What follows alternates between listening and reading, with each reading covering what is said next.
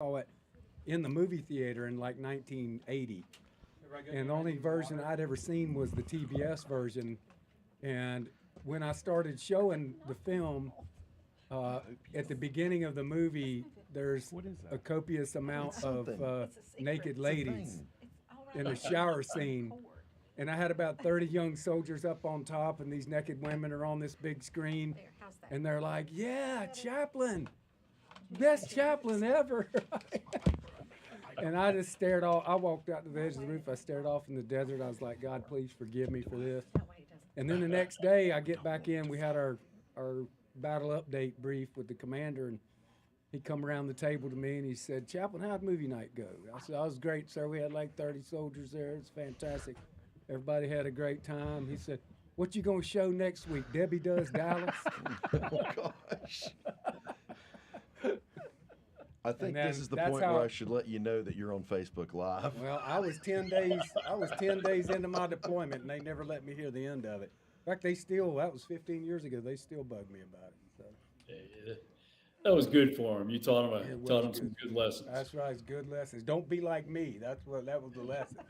I've taught that lesson many a time. So we are live on Facebook? We're live on Facebook. Outstanding. Good afternoon, Facebook people. Oh, my. Well.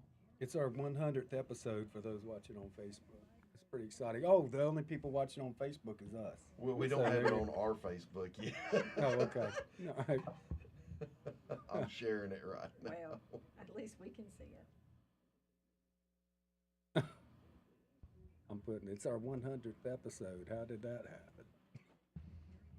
There we go.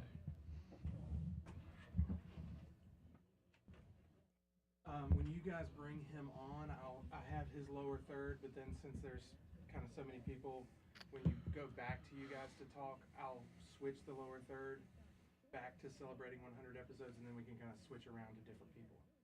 Oh, yeah, however it's easy. Okay. We're gonna spend the majority of the time talking to Colonel Tillman. Certainly worthy of our time to hear. Oh, Scotty Pig said congratulations. Look at that. Yeah, saw it and shared it already. Oh, that's awesome. He's blowing me kisses because he's trying to be killed last week. When Montel comes into town, I want to get Montel. That'd be cool. Yeah. Two of you and your sweetens. Well, we're up to 5 listeners, watchers on 6. Facebook. 6. Oh, 6 now. There's 5 of us in There's 5 of us in here. Oh, man. Right? Awesome, man. The ratings are going up as we speak. You hired another employee 7. just to get an We're up to extra 7. watcher because If we actually said watch. everybody on Facebook, we have Colonel Mark Tillman here, who was the airship commander of Air Force One on 9/11, and it's going to be a great show. But it's also our 100th episode, as you can tell from the balloons in the background. So, hey, tell people about this, and if they don't have anything better to do with their lives, they can come watch it. I told the lady in the parking lot if she wanted to see us make fun of Devin to watch. Who was that lady in the park? She apparently did, and she is now going to watch. She's watching. She's actually one of the 6. Yeah, that's what We're she up to probably 9. is. We're up to 9. Look at us. All right, every time we get a new watcher, we have to blow Let's not. It's worse than a cowbell. Oh, we need a cow. Yeah, what is the worst annoying sound? What's the worst? Vuvuzela? What's the worst annoying sound you'll ever hear? No, not that. Devin, talk.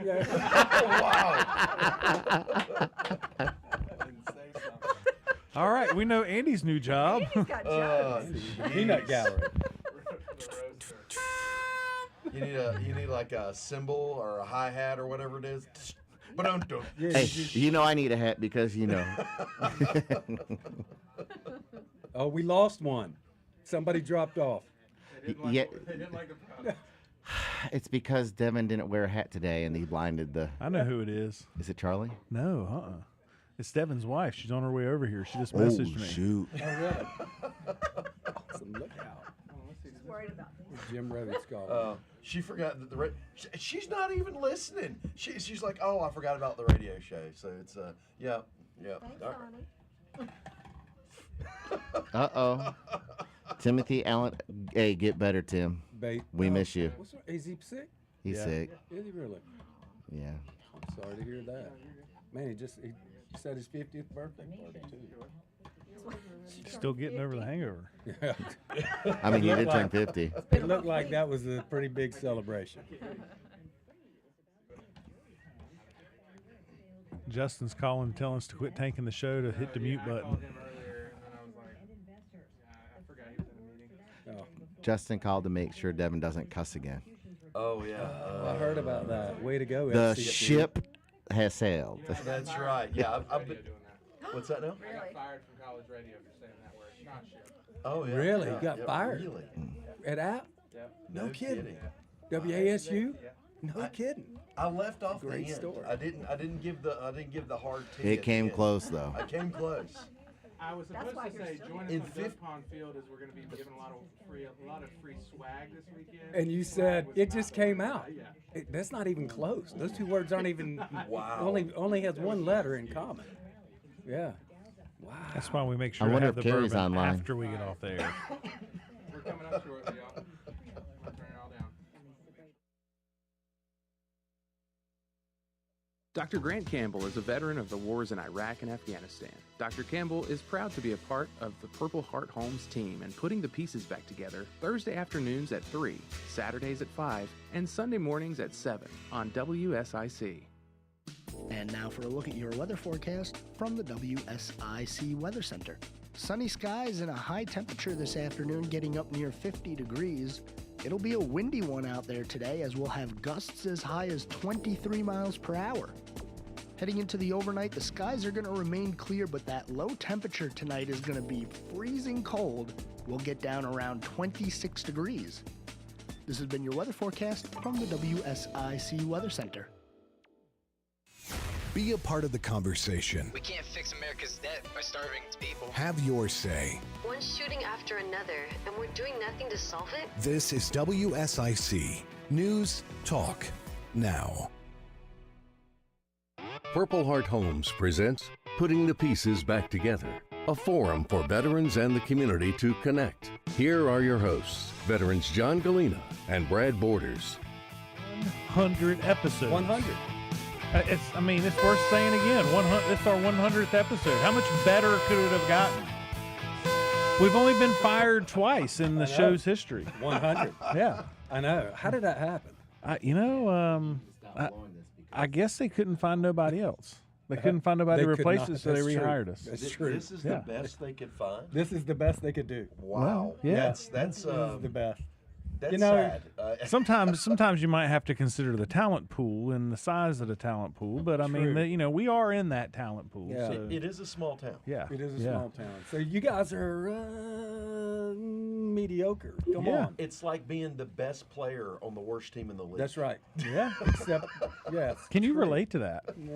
Well, I mean, you were in the Marines, right? oh wow! Shots fired, man. I was gonna be nice to you today since it was your You were going to be 100th nice. episode, Well, and, why be you know. nice? We got 3 branches on the show today. Matter of fact, I even brought reinforcements today since we've got another branch in the studio. We got Sapala here, so we got 3 Army guys and a Marine and then of course our guest, an Air Force colonel. I mean, so we gotta.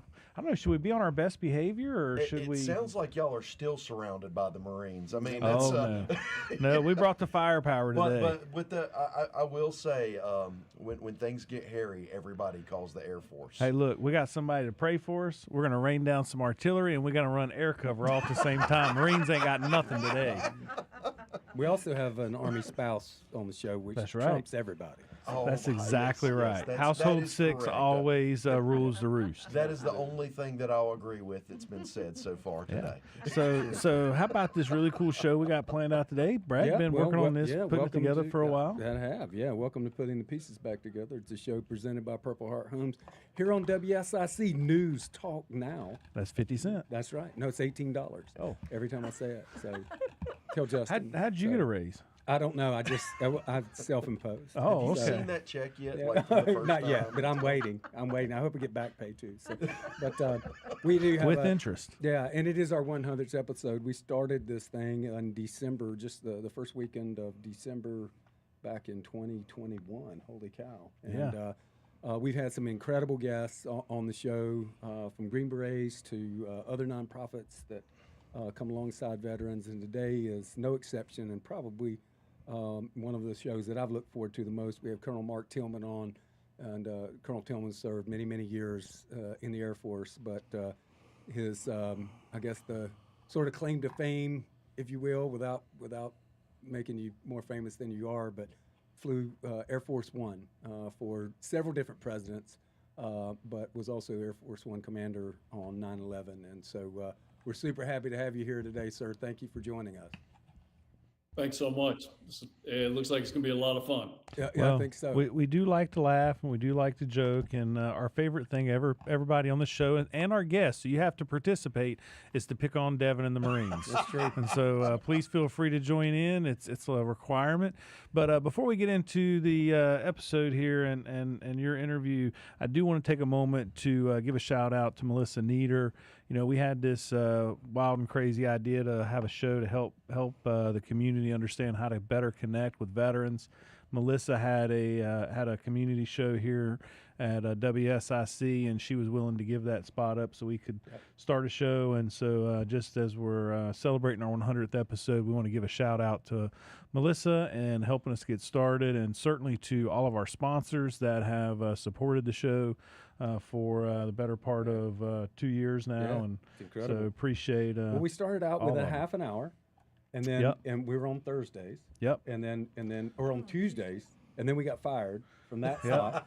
And so we got fired from that, and they moved us to Thursdays and gave us an hour. Yep. So they thought we could get better at that. Yeah, and we have not. We have not. Achieved success on that. But then we were no good. We got fired from our morning slot. Yeah. Because we were not good for drive time. They felt And like people needed to be prayed for in the mornings That's before right. they listened to us. Right. So they moved yeah, us they to the definitely didn't afternoons. want people waking up to us, so they put us in the afternoons, so after people can experience a whole day of trials and tribulations, and to come here and go, wow, it's not so bad in my life, because I get to, now I'm listening to those guys. That's kind of weird. I'm not sure how that works, but they have found I think a permanent place for us. Oh my goodness. Yeah, it makes people rush to get home when they're listening to us on the radio. They're like, I think they're hurrying up a little That's faster right. to get It's on sort of home. like in-school suspension here. Yeah. That's what it is. I You're forgot locked to- in your car, and and your radio dial doesn't change, and it's always on 1400, and it's between 3 and 4 on Thursday, and now you have to listen to us. So welcome. That's right. I That's forgot right. to tell you, Justin's talking about moving our time slot again. But hey, Oh, we'll yeah, get into no, that we're later. not doing that. Fired We're not once doing again. that. You're fired. Nope. I mean, you Ben, guys Ben can get said up to he's going to 12. override him. Yeah. Thanks, Yeah, Ben. so we got about 4 minutes here before our first break, and I'd like to just go ahead and turn to Colonel Tillman. And sir, how about giving us a little bit of background about where you're from and kind of what led you to want to join the military? Well, I grew up in South Florida, Hollywood, Florida. And when it came time for college, I had no idea about the military. When I got to Tulane University, first class, sat next to a gentleman wearing an Air Force ROTC uniform. He explained to me about the military and how his family was involved. My family had never been in the military. He talked to me. It was amazing what he talked about, how proud he was to be in it, following his father's footsteps. And then he threw the kicker at me and said, hey, this Air Force will pay for all 4 years of your college, and you'll only own 4 years after that. So it was on the way out of that class, went to the ROTC detachments and signed up, took the tests. Initially, the goal was to have the Air Force pay for schooling. And then as I always thought, I would figure out how important the military was. But within probably 2 months, I realized exactly what esprit de corps and what we needed and what I needed in my life. And from that moment forward, made a career out of it, maybe a little longer than most, spent a little over 30 years. But, they gave me a set of clothes to put on every morning and a flag to salute, and a bunch of people around me that had the same values as mine, and they had no problem hugging, hitting, tackling, doing whatever. We were a team, and God love everybody in this country. Those are the things I miss the most about the United States military. I got to say, he's the first person that served in the Air Force that I've ever heard say that they do anything physical. Yeah, tackling. I heard I heard tackling. I'm trying to figure out. That's Do awesome. they have a football team? They do. Actually, the Air Force Academy has a really good football team. I think they're actually getting ready to play the Army Air Force game is at the Air Force Academy here in about, 7 or 8 days? Yeah, could be. Yeah, could be. There's nothing wrong with being an academic powerhouse versus doing that. You got the Army and the Marines there. You guys had your function, we had our function, and the 2 18-hole golf courses at every Air Force base. Right. Perfect. Work smarter, not harder. That's for sure. And so if we got any young, bright minds that are looking for something to do, go Air Force. Yeah, that's right. Well, we're coming to about 30 seconds till break. Again, you're listening to Putting the Pieces Back Together on WSIC News Talk Now. And we have Colonel Mark Tillman, the Air Force commander of Air Force One. And so we're going to hear more from him after the break, and we pay for the show. Thanks to all our sponsors.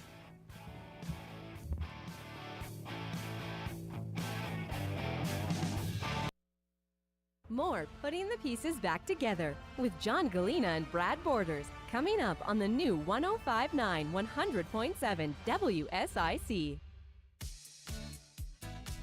Here is your WSIC community calendar. Thanks to everyone who came out to the WSIC yard sale in Statesville. It was so much fun to celebrate. Yeah. There we go. Oh, I hear the commercials. Okay. But I can't hear Colonel Tillman. Now we got it. Can you hear us? Makes me nervous. That's not true. Yeah, I hear you. Oh, guys. yeah. Okay, great. But it's still rolling. All right, good deal. I'm not as good as Joe. Okay? That's all right. That's all right. Just checking and making sure I'm good on my side. Oh, my. Is there a way to hear what he's saying while the show's going on? I mean, normally we have people, I can't hear a thing he's saying. No, you've got to have.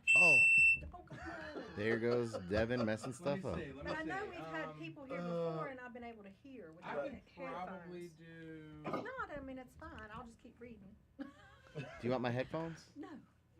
No, they won't. I don't think there's another place to plug them in. I have no idea how you move all those switches around and make this airplane fly. Sort of like looking in the cockpit of an airplane. So. I think I just broke. Oh, you don't know what you're doing? You're flying this plane, you don't know what you're doing? Colonel, what should we do? Hey, this is obviously an Army show. I'm enjoying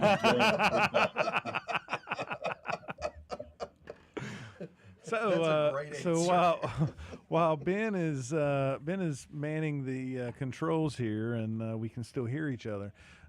So just a curious question: Air Force One, did it have more controls? I mean, based on the movies, it's got all these different bells and whistles. Is that more than the average for the pilot yourself just to fly the plane, or what was that like? No, the plane was a standard 747 for the most part. It just had a lot of communication, self-defense, and a lot of creature comforts for the first family. But other than that, it was a standard 747 that we were just a lighter plane, so we could go faster. We could do all kinds of things, but just a great, well-maintained aircraft. So as the pilot, did you have control of all those extra communications and weapon system things, or was that a co-pilot or somebody else in the plane? Was that another crew member? Yeah, we had 5 radio operators that took care of all the communications. When the president makes a call, which he routinely did, talking to folks around the world, he had no hesitation to let them know that he was on Air Force One making that phone call. And because most countries don't have an Air Force One, and they don't have the power projection that we have, so the radio operators would never drop a call. I mean, a lot of people don't know it, but that the president's on probably 2 to 3 phone lines at one time. So if one dropped, the other ones were always right there with them, talking at the same time. All right, hold that thought. Now more Putting the Pieces Back Together with John Gallina and Brad Borders on the new 105.9 100.7 WSIC.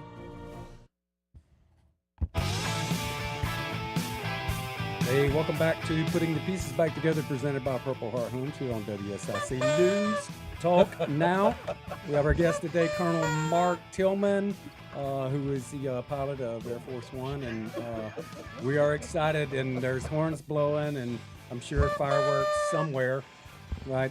We strive for mediocrity here on Putting the Pieces Back Together, and so we're really glad you're listening today, whether it's you're listening live or you're catching us on Spotify or on YouTube or wherever it is you catch it. You can waste a few minutes with us, but we have a really important story to tell today in Colonel Tillman, and so thank you again, sir, for being here. When we before the break, we were talking to Colonel Tillman about his background and how he ended up joining the military through ROTC at Tulane University, and so Colonel Tillman, if you just kind of carry that story forward and lead us up to how in the world you got to become the pilot of Air Force One.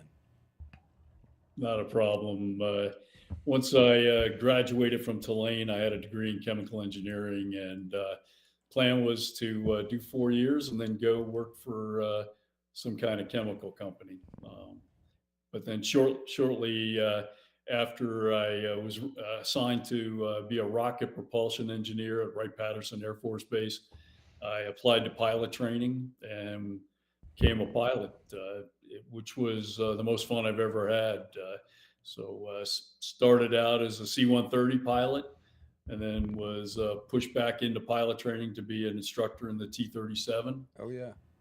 And then left there and went straight to the 89th Airlift Wing at Andrews Air Force Base, and spent about 19 years at Andrews Air Force Base. Got accepted to Air Force One relatively soon.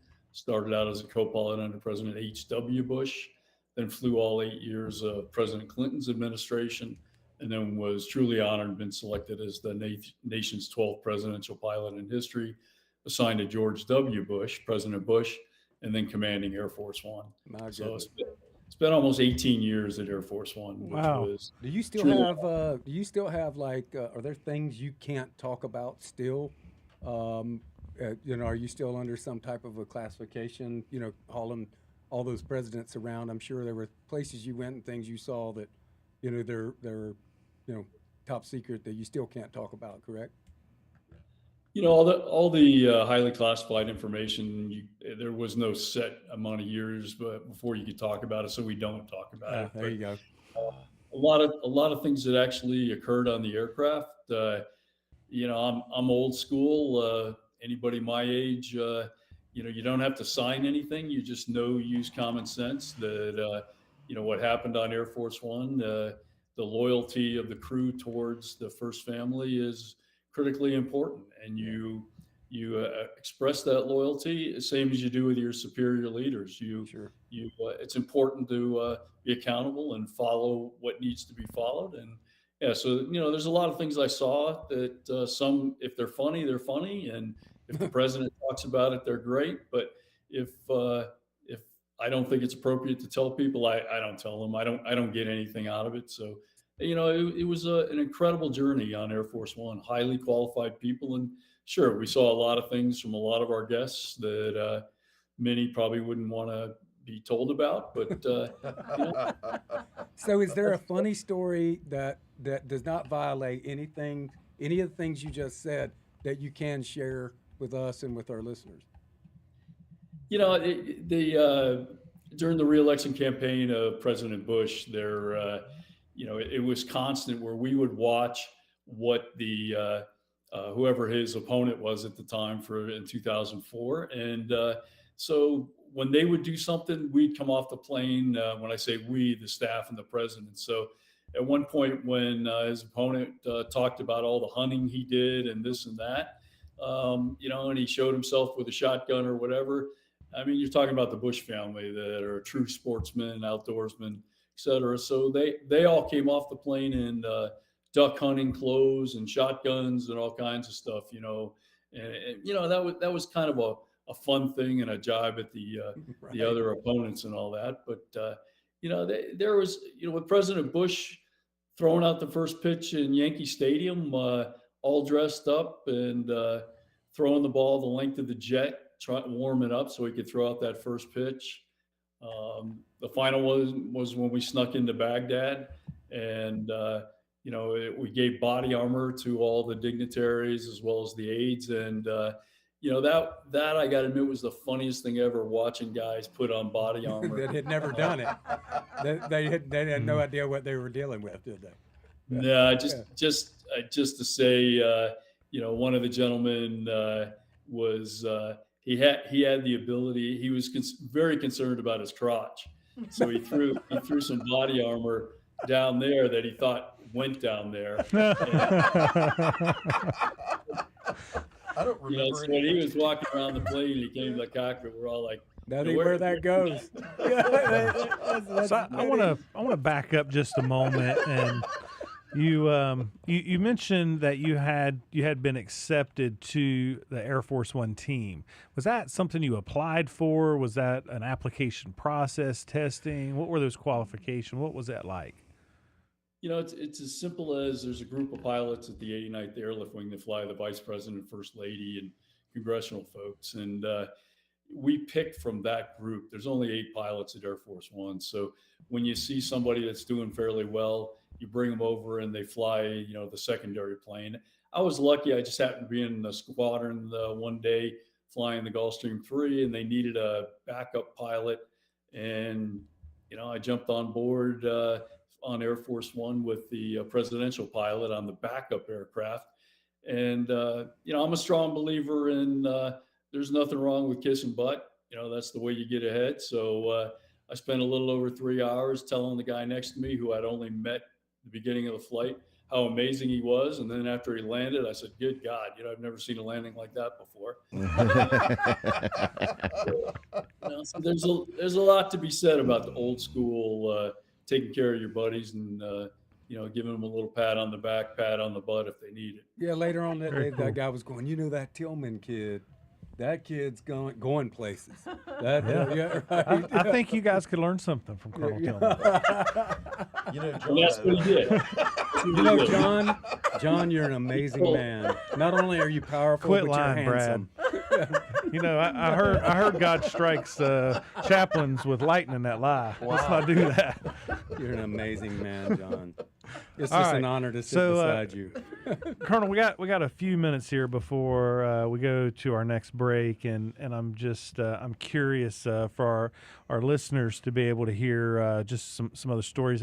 As you're a speaker, you speak at all different types of events. That's in fact where we met you, at the Hood Hargett Breakfast Club event that's held annually down in Charlotte, North Carolina. And at that event, I remember one of the things you spoke about was the duties of the commander of Air Force One is really far beyond just flying the plane. That it's the advanced team and some of the work that goes into that. Can you speak to some of that for us? No, definitely.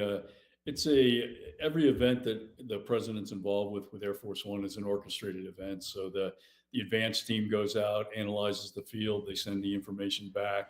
We then look at the information, make sure that we can do it. But every movement that we make is looked at by 8 of the pilots, 5 of the navigators. We can't make a mistake. We joke about how we're the men and women in black. Anything we do that's wrong and takes away from the president's message of the day, we failed the president.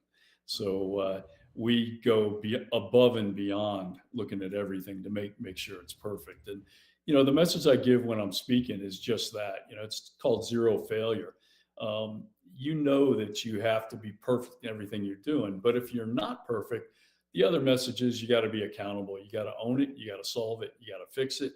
And then you got to recover from it and realize that mistakes are made, but you're going to make sure you don't make that same mistake again. Mm-hmm. So how many team members were on your team just for a movement?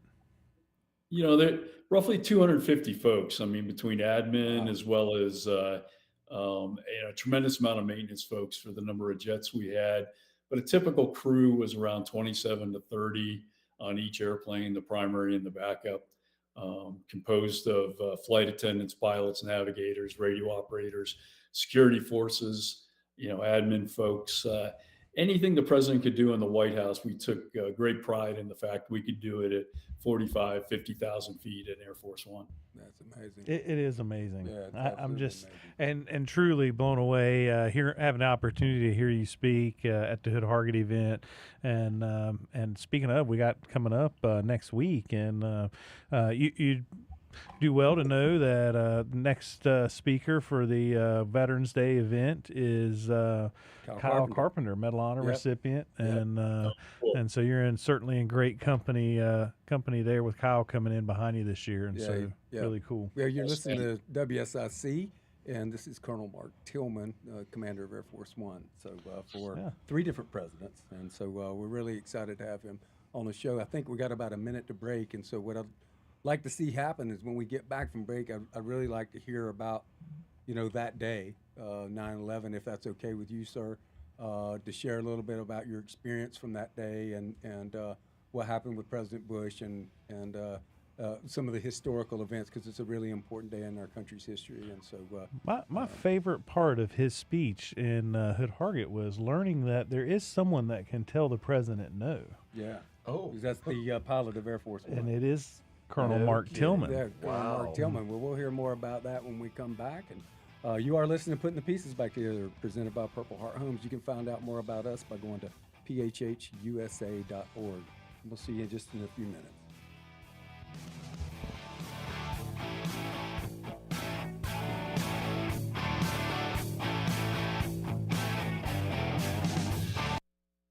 Putting the Pieces Back Together with John Gallina and Brad Borders will return after this short break on the new 105.9 100.7 WSIC. In life, we plan for many important things. Weddings, our children's education.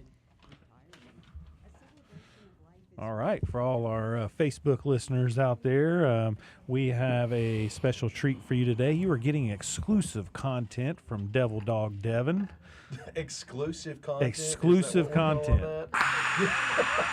Devin's the man. I don't know how... You don't even have to toot your own horn. Oh, well played. Thank you. I appreciate that, Andy. Very nice. Who invited you in the studio? They're looking for a homeless veteran. After last week, Awesome. Who invited you? Oh my gosh, yeah. Oh yeah, look. Oh no. It says IOU. No, it says MUI. MUI. So I did not fix those balloons that we had. For those that can't see, there's balloons behind Devin. They're very sad. They're supposed to spell out 100, but they're upside down. Now it just looks like we. That's the project of next week. Oh my gosh. Wow. It's good, Andy. You get to come back anytime. All right. So we're going to move on to the project of the week. Do it, now, man. If we're done Do now. it. Yeah. So for this project of the week, I was actually going to do a throwback to our 100th project. Oh, a throwback. Yeah, 100 to our show? 100th for our 100th show, 100th show, project. Okay. Our 100th project. And the thing about our 100th project, that was in the early days of PHH, when they weren't really counting how many projects they were doing. They were just trying to get them done. Just the next one. Yeah, just the next one. Okay. So the 100th project came without any extra fanfare. It was actually done by a chapter, Golden Corner chapter, down there in South Carolina. Down there or out there? Down there, out there. Okay. I know. I was waiting for you to make the comment. I was giving you that space. I thought you weren't going to do it for a second, but the Golden Corner chapter actually did our 100th project. Mr. Davenport, he was an E7 in the Army, and he has 2 Bronze Stars. He was hit with an IUD. IUD? Okay. IED. Well, thank goodness we're on Facebook. All right, First Sergeant Steyerwalt. IED explosion. Gosh darn it, man. Gotta watch out for this thing. He had his right leg amputated, and we put in some grab bars in his shower, and it wasn't a big project. It wasn't super fancy, but it meant a lot to that veteran. Yes, it did. And that's what's important, and that's what we do every day at Purple Heart Homes. Is we do projects that matter to the veterans that we do them for, and it matters to their families. And so, if you'd like to help out a veteran in your area, or anywhere, go to phhusa.org and see how you can be a part of Purple Heart Homes. Awesome. Thank you, Devin. Oh, my pleasure. Hey, for those watching on Facebook, be tuning in to Lifetime TV next Friday, 7:30 in the morning, for the first episode of Military Makeover with Montel Williams, where Purple Heart Homes is the featured charity for that show for the next year. Yep. And it's going to be, what, 25 shows? All total, yes. Yeah, 20, roughly 20 to 25. Yeah. And each then, season is a little different, but yeah. yes. And then the Military Makeover Madness is going to descend upon Statesville in January. That's going to be super cool. Actually going to be starting in December. Is it really? Where what they would consider the advance party. The talent shows up, different than the military. They're sending in the talent first. Okay. So Montel will be here in December. Oh, no the talent, so I won't be on that. Will Montel be coming in this studio? Can we get him in here? We're going to work on it. Yeah, I hope so. Yeah, wouldn't that be cool? Yeah, I grew up watching Montel. Did you really? Yes. Oh, and did he teach you how to get fired off a radio station? Oh my gosh. He's probably more wholesome than that. 30 away. I mean, he's an Air Force I'm veteran. gonna bring us back down. Well, those who are still listening out there, That was Air Force, he's Navy. we got another surprise for the next break. So stay tuned on Facebook. No different. Planning and paying for your life celebration in advance will give you and your family valuable peace of mind. We'll help you take care of every detail with professionalism and compassion. We're Lynn Honeycutt Funeral Home. Find us at dignitymemorial.com. It's Putting the Pieces Back Together with John Gallina and Brad Borders on the new 105.9 100.7 WSIC. Welcome back to Putting the Pieces Back Together, presented by Purple Heart Homes. We are here in studio celebrating our 100th episode, and I got to tell you, could not have a better guest to be sharing this episode with. We are thrilled to have with us Colonel Mark Tillman, commander of Air Force One during 9/11, a phenomenal career spanning over 30 years, serving our nation. And, I got to say, considering my father-in-law retired after 30 years in the Air Force, he was serving in the finest. Certainly, Colonel Tillman hit the nail on the head. They work smarter, not harder. True. They fly higher and faster. True. And they're there to serve and protect. And we appreciate that. And so we're going to go ahead and move forward with Colonel Tillman. You don't need to hear no more from us and our shenanigans.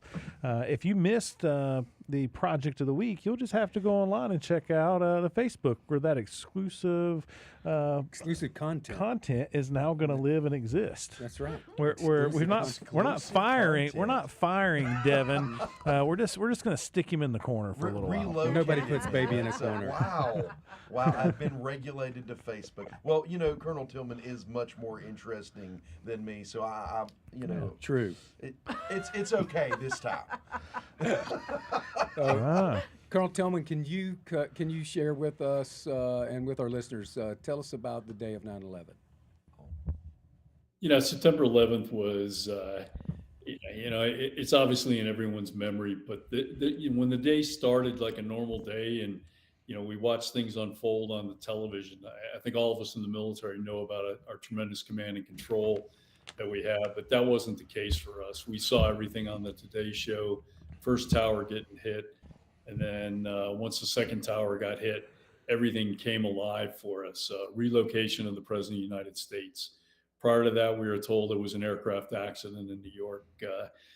For us, do a lot of flying. The damage to the first tower was obviously greater than a light aircraft, as everyone was told, to include the president. But then we soon learned that no, the country was under attack. Now at this point, all of us in the military, We've got procedures to follow, protocols to follow. And once we started following those, it soon became obvious that a terrorist attack wasn't the same as nuclear missiles coming in at us, a land invasion, et cetera, et cetera. So we started to have to improvise, and it became very obvious that everybody around me had different ideas, and I valued each one of their opinions. And then we moved forward. So we are presented with the fact that the command and control in the White House said we'd relocate the president, which was the orders that we had always been given. What they didn't realize was those orders are based on the fact that you don't have a Texan as president. Yeah, President Bush's plan was never to relocate. It was to go back to Washington, D.C., run the country where he needed to be, and get in the fray, get in the battle. So everything changed at that point when he made the countermand that we weren't going to hunker down somewhere. From that point forward, the plan was to move him back to Washington. And then as events unfolded, the final aircraft that was ready to attack its target, two had hit the tower, one had hit the Pentagon, and then now the final aircraft that was still airborne, President made the decision to go ahead and have it shot down if they didn't follow the directions of the fighters. That was a challenging moment in all of our lives because we could listen to the radio and you knew that the fighters were moving into position to take out that last airliner that was roughly over the Ohio Valley, making a turn, heading towards Washington, D.C. And when we got told the airliner had crashed, that was a sick moment. We assumed the plane had been shot down. When the fighters came online and let us know they had not shot it down, that the plane literally was in a descent to hit the ground. That's when we learned the backstory of they had been talking with the passengers on board, and there was a movement to go ahead and take over the cockpit. In my mind, the true heroes of the day, in addition to the first responders, are those that tried to take control of the aircraft, not breaching the cockpit, but the terrorists ditched the aircraft and saved countless lives in Washington, D.C. That was a challenge. Yeah, I guess the intended target of that aircraft it will never really be known, but it was going towards the Capitol, correct? It was on a direct line to Washington, D.C. So whether it was the White House or the Capitol, Secret Service, as well as Capitol Police, everyone started relocating, pushing people out of those buildings and letting them know they had to run for their lives because the timing of that plane coming in was relatively quick. Yeah, for sure. And you guys and the president at the time was in Florida when he found out he was at a school function at an elementary school, correct? He was. It was an education visit to the state of Florida. So he was, first stop was Jacksonville, second stop was Sarasota. So he was talking with the elementary school students, the old mantra of no child left behind. Mm-hmm. So he came running to us. Once we left Sarasota, our plan was to take him to Washington, D.C. after he countermanded the orders. And then we slowly had to turn around and stay in northern Florida until we could get a good assessment as to what was waiting for us back in Washington. You stayed airborne the whole time, correct? We did. Yeah. Yep. And we eventually then, after the decision was made, the president needed to address the American public. We picked Barksdale Air Force Base and landed there because of tremendous communications, tremendous security. The B-52s were there. The base, we always knew the base was highly secure. Mm-hmm. So we surprised them, landed, and the president had a chance to address the American public. And then we jumped back in the plane and moved him to Offutt Air Force Base. And, our concept was to do kind of a shell game because we weren't exactly sure how the president played into this terrorist attack. Mm-hmm. So as we kept moving them to secure locations, eventually President Bush said, "Hey, we're moving back to Washington, D.C. I'm tired of hiding. We got to get back and run the government." Even though we were running it, the challenge for us is all our movements are based on the continuity of government. It wasn't to save the president's life. It was to make sure that the government had the continuity it needed with the vice president, the president, and the Speaker of the House. And all that was taken care of it was a challenge because communications kept failing, but we learned a lot from that day. And I got to admit today, none of that would actually happen if September 11th occurred again. Oh, interesting. Wow. Yeah. Well, so it must have been like weird because when you fly, there's all kinds of other aircraft on your, instrument display, and you can see other aircraft, but you were the only plane up in the air at that time. No, I mean, that was, we let the FAA know that we're going to just fly. We don't want to be talked to. We're not going to ask permission to climb, descend, whatever. And, that was working perfectly. The only other plane in the air was our backup aircraft. And plus, there were a couple other military aircraft that started moving into position, protecting the cities. And then eventually, fighter support around the major cities was launched to make sure we knew exactly what was the plan of attack, at least for the first 24 hours. That is incredible. But no, you're right. It was an eerie feeling, no radio calls. And then eventually Houston got a hold of us over the Gulf of Mexico and let us know we had fighters coming up on us. Oh, wow. That was a little bit of a challenge, only because just prior to that, the vice president let us know that we were the next target, had been called into the White House. So we asked for fighter support. Yeah. Amazing. Didn't get it at the time, but I'm sure that was a welcomed sight, right? Yeah, the fighters coming up on the wing from the President's Guard unit, that was a big surprise out of Houston, Ellington. Their commander launched his alert fighters to protect the boss. And, that is, if you could get that feeling to the American public is what I try to do in the speeches. It is incredible. It doesn't, no one thought about what they needed to do to protect their own lives. They had a job to do. They came up to protect the boss. Let's hold that thought for one moment. We'll hate to have to cut you off, but just hang tight with us. A quick break. We'll be right back. Putting the pieces back together with John Gallina and Brad Borders on the way from the new 105.9 100.7 WSIC.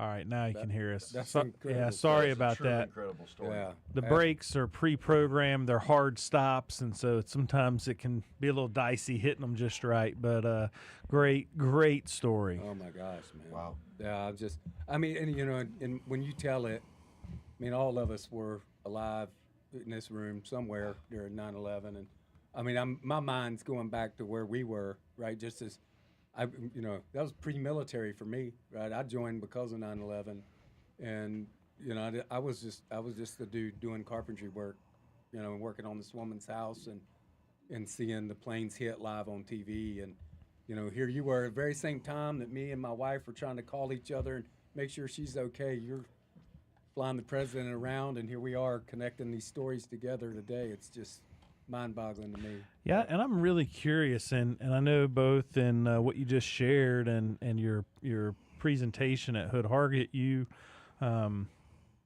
talked about the actions that you took, but and certainly in the military we're taught a certain amount of compartmentalization of your feelings and just to do what you're trained to do. But what were some of those personal thoughts and personal feelings?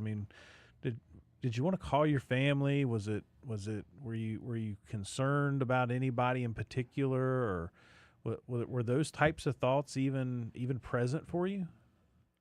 No, I gave the order to everybody on the jet not to contact their families and on the backup, and supervisors were told to take away cell phones. Yeah. Those that had it. 2001 cell phones weren't a big thing. Yeah. But the radio operators were also told that nobody on board, to include passengers, were to pass our position. We just didn't know what was going on. The fog of war came into play. People were saying they knew where Air Force One was. We were being tracked, et cetera. And then when the vice president said we're the next target, my job is to protect the president. So we did everything possible. Thinking about things, it's no different than what you all did day to day in Iraq, et cetera. You had times to think about things, and then you had times when you executed. Yep. And while you're executing, I just never really thought about my family. I never thought about my kids or whatever. But when I had those times down after I deployed and all that, I deployed in the 130 all the time. Those were the times where the mind got a little crazy and you started wondering and whatever. And, you know, that the beauty for me was best buddy of mine was a chaplain, Father Joe, and he would wander around and he would, hey, what you thinking? You know, and then when you tell him that, he'd smack you upside the head and say, hey, you know, there's a time and place for that. Let's talk about it. And after like a minute and a half, he said, okay, let's all get out here and throw the football or something. You know, I mean, he kept the morale high, which was very, very impressive.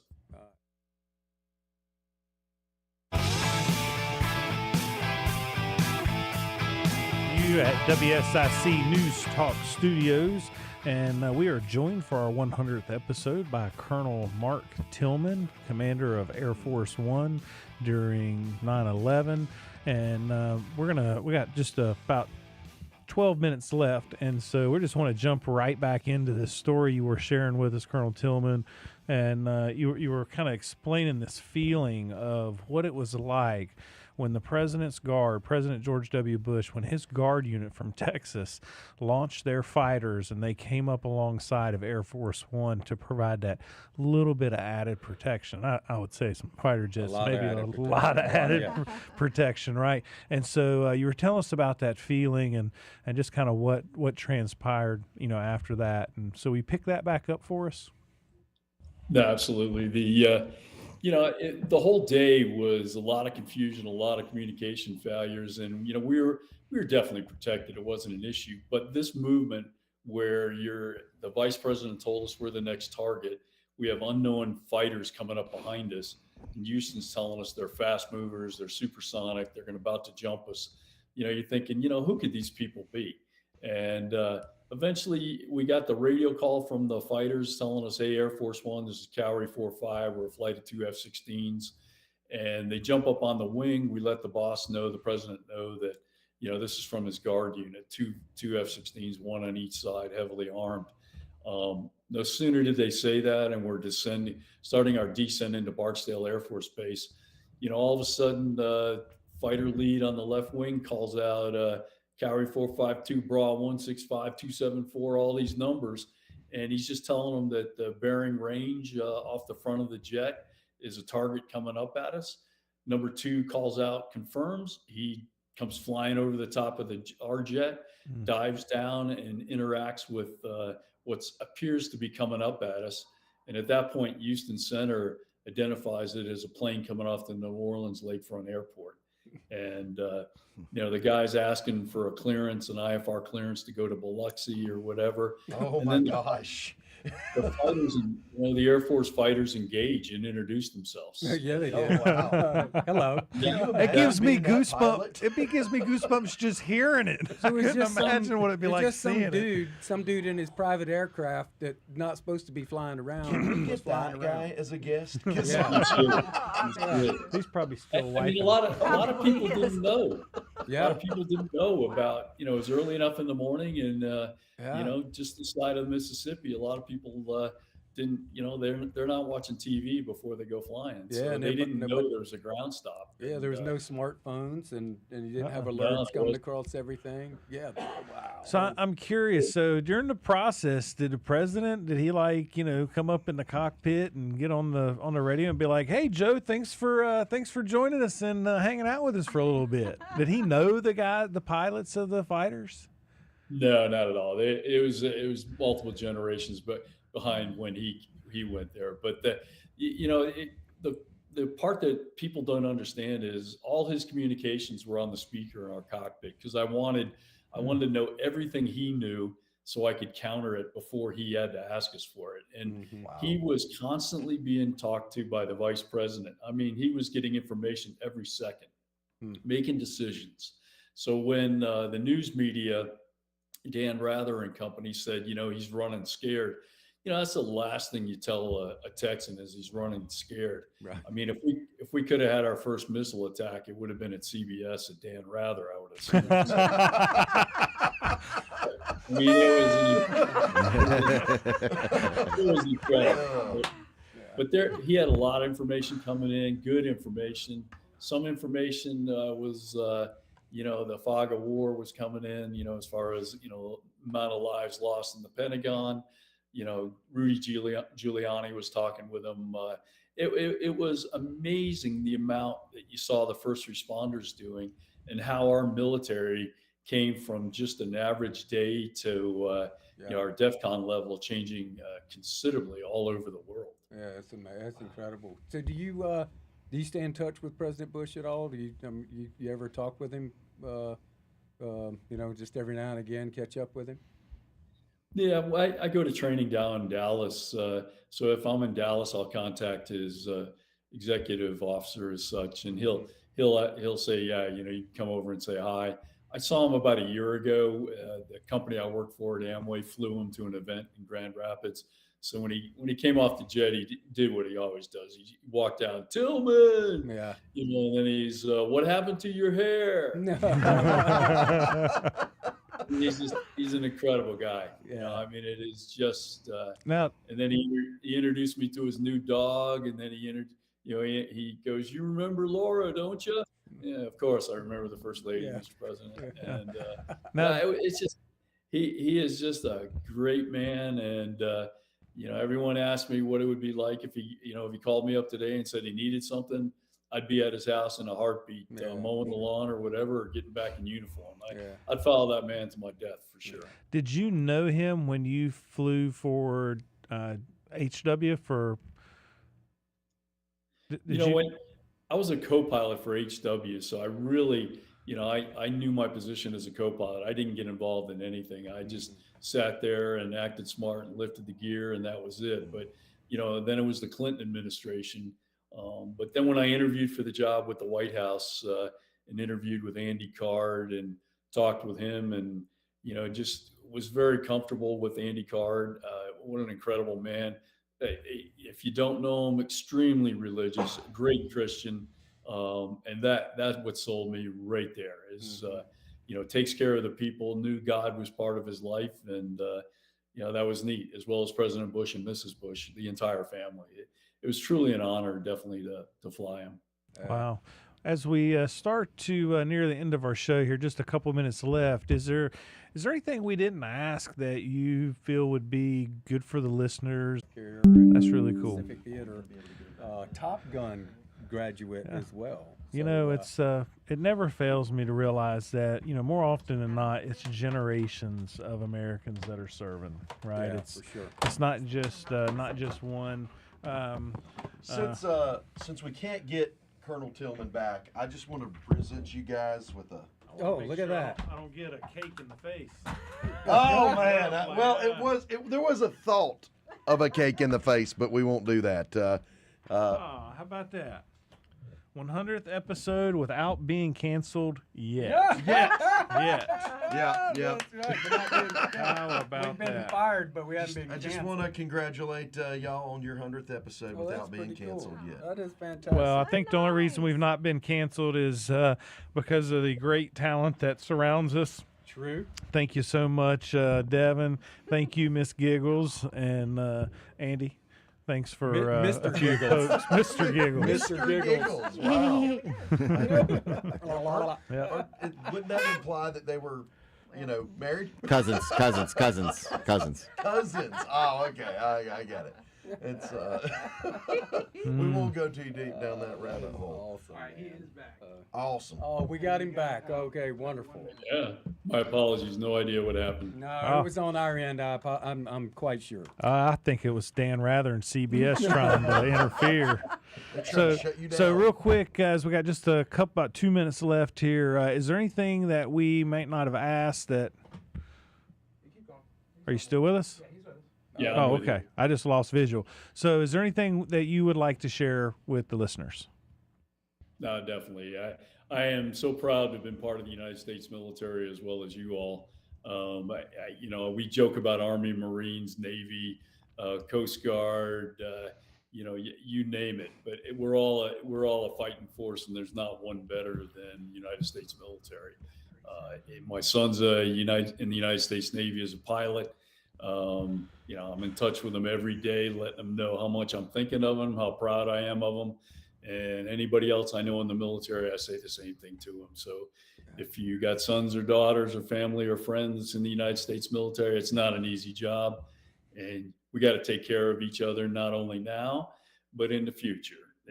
These are going to be some tough times for the United States military. Yeah. So Thank you. we got to make sure we take care of them. That's Colonel Tillman, thank great you advice. for being here. We're really grateful you were our 100th guest on this show. Certainly made the show and has upped the game for the next 100 shows. Right. So you've been listening to Putting the Pieces Back Together, presented by Purple Heart Homes. Be sure to check us out online if you missed any part of the show.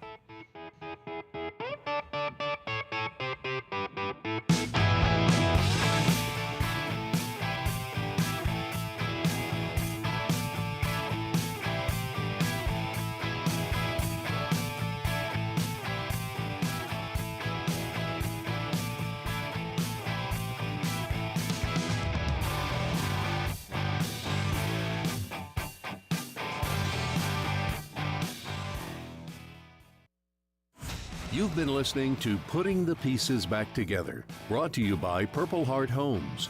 Please consider making a donation to this worthwhile cause dedicated to improving the lives of veterans one home at a time by visiting purplehearthomesusa.org. Join us again next Thursday at 3 p.m. for Putting the Pieces Back Together on WSIC News Talk Now. The new 105. Sir? Hey, sir, thanks so much for being with us. It's a real honor. Yeah, we appreciate you. Appreciate your support too, your contributions to the mission, and just everything that you're doing. It's makes a huge impact, and we're just proud to know you and call you a comrade, our veteran friend, and just look up to you and what you've done to help our nation. Well, hey, let's get together and make some real money for you guys. I got a lot of high-level names that are part of my contact list, and you guys as well. And let's put something together. I'm not looking for money, but I'm looking for you guys to get everything you need to do what you're doing. Oh, thank you. I'm gonna follow up with you on that for sure. Yeah, we got a couple of different events coming up, and we'll make sure to plug you in. One is going to be Self-a-Service Alliance, a project we're doing with them, and